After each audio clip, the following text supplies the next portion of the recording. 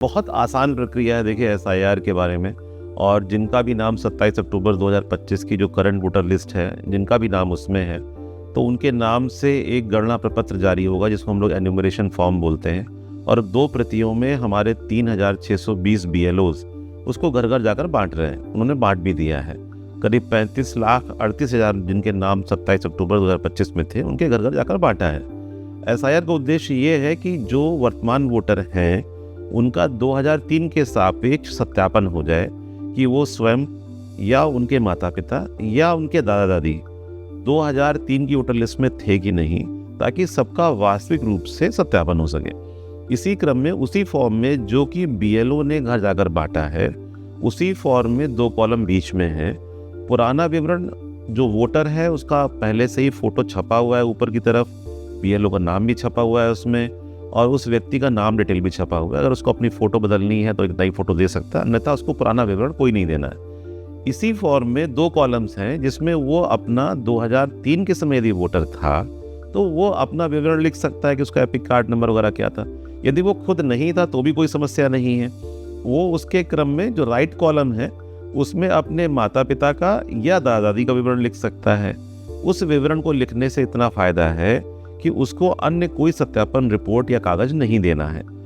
ऐसे व्यक्ति जो भी अपना फॉर्म एन्यूमरेशन फॉर्म बीएलओ के माध्यम से जमा करेंगे या अन्यथा जमा करेंगे, उस फॉर्म के बेसिस पे ड्राफ्ट जो हमारा प्रकाशित होने वाला दिसंबर के प्रथम सप्ताह में, उसमें उनका नाम आ जाएगा।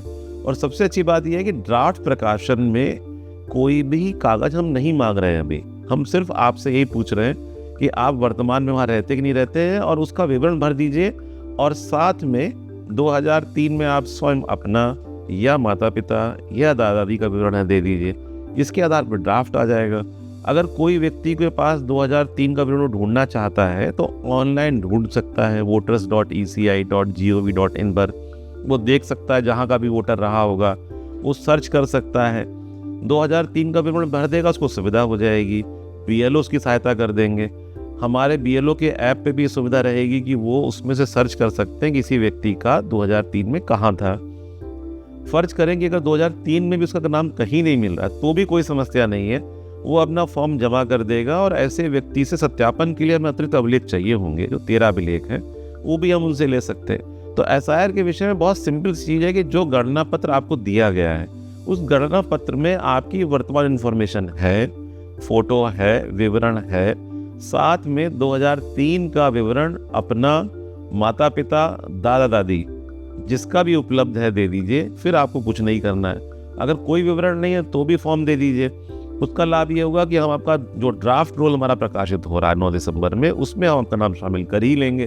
उसके बाद हमें लगेगा सत्यापन के लिए हमें कागज चाहिए, तो फिर अतिरिक्त रूप से वो जो 13 कागज हैं मांग लेंगे। वर्तमान में बीएलओ को अतिरिक्त रूप से कोई आपसे अभिलेख नहीं चाहिए। तो बहुत ही सिंपल है। इसके लिए जो हमारे बीएलओज हैं उनका टेलीफोन नंबर और नाम उसी गणना प्रपत्र पे लिखा हुआ है जो आपके घर गए थे। दूसरी बात कि यदि वहाँ से जो हमारा कॉन्टैक्ट सेंटर्स हैं, डिस्ट्रिक्ट कॉन्टैक्ट सेंटर, जिसका विवरण आप लोग अपने पोर्टल पे दे सकते हैं, वो उस नंबर पे कॉल कर सकते हैं, तहसील में जा सकते हैं। तो आसानी से ये प्रक्रिया है। लोग थोड़ा सा इसको समझ लें तो बहुत ही सुविधाजनक है। और बिहार में सफलतापूर्वक हो भी चुका है और आप देख चुके हैं कि वहाँ भी परसेंटेज वोटिंग का बढ़ा है ऐतिहासिक रूप से। तो उद्देश्य यही है। प्रोसीजर क्लियर कट है, सिंपल है, टेस्टेड ट्राइड मेथड है। और मैं समझता हूँ कि कानपुर के लोग बहुत ही समझदार हैं, सुलझे हुए हैं। वो सब लोग इस कार्य को जो हमारी टाइमलाइंस है उसमें कर लेंगे।